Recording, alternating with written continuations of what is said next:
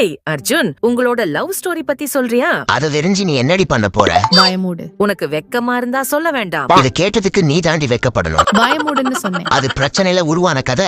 மீண்டும் தொடர்னா திரும்பவும் பிரச்சனையில தான் முடியும். இருந்தாலும் மக்களுக்காக சொல்றேன், இந்த வீடியோல வர்ற காமெடிஸ்லாம் உங்களோட சந்தோஷத்துக்காக மட்டும்தான், யார் மனதையும் கஷ்டப்படுத்துறதுக்காக இல்ல. வாங்க பிளாஷ்பேக் உள்ள போயிடலாம். மச்சா, என்னோட ஆளு என்ன பிரேக்கப் பண்ணிட்டு போயிட்டாடா, ரொம்பவே கஷ்டமா இருக்குடா. அவ போனதை நினைச்சு வருத்தப்படாதடா மச்சா, இப்பயாச்சும் போனாலேன்னு நினைச்சு சந்தோஷப்படு. நான் உன்னை அடிச்சிட்டேன்னு நினைச்சு வருத்தப்படாத மச்சா, நான் உன்னை கொல்லாம விட்டதை நினைச்சு சந்தோஷப்படு.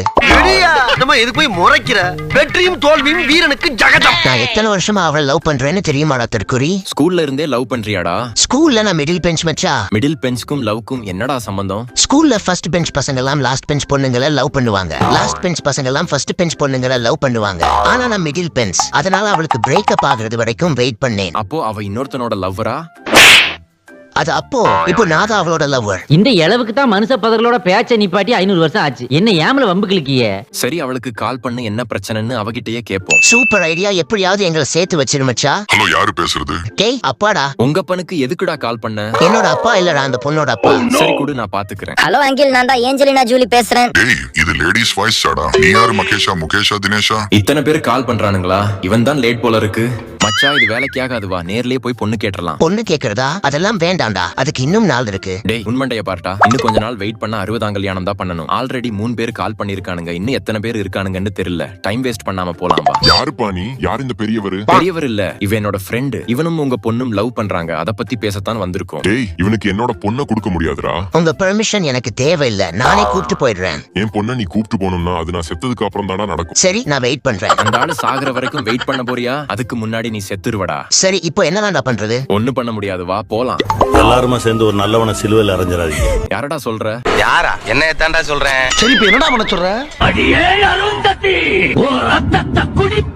டேய் சத்தம் போடாதடா, அவங்க அப்பனை பார்த்தா ரவுடி மாதிரி இருக்கான். லவ் பண்ற மாதிரி பாப்பீங்களா? லவ் பண்ற மாதிரி பேசுவீங்களா? இப்போ சீனா போட்டா விட்டுருவோமா? மச்சா, லவ் பண்ண பொண்ணு கிடைக்கலன்னா கோவம் வரத்தான் செய்யும். அதுக்காக கண்ட்ரோல இழந்துட கூடாது. உனக்குள்ள ஒருத்தன் இருப்பான், அவன் சொல்றத கேளு, எல்லாம் சரியாயிடும். வேகமா போற லாரிக்கு அடியில போய் விழுந்துரு. மாடி மேல இருந்து கீழே குதிச்சிரு. தண்ணி இல்லாத கிணத்துக்குள்ள தலை கீழா குதிச்சிரு. எலி மருந்த வாங்கி ஜாம் தடவி சாப்பிட்டுரு.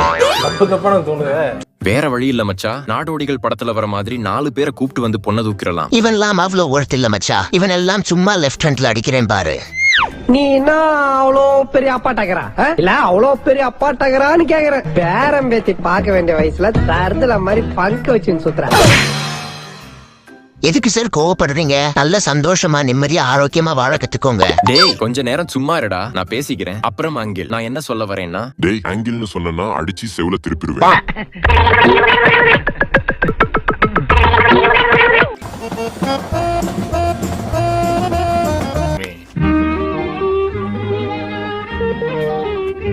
டேய், நாங்க 2 பேரும் இருக்கோம், நீ ஒருத்தன் தான் இருக்க.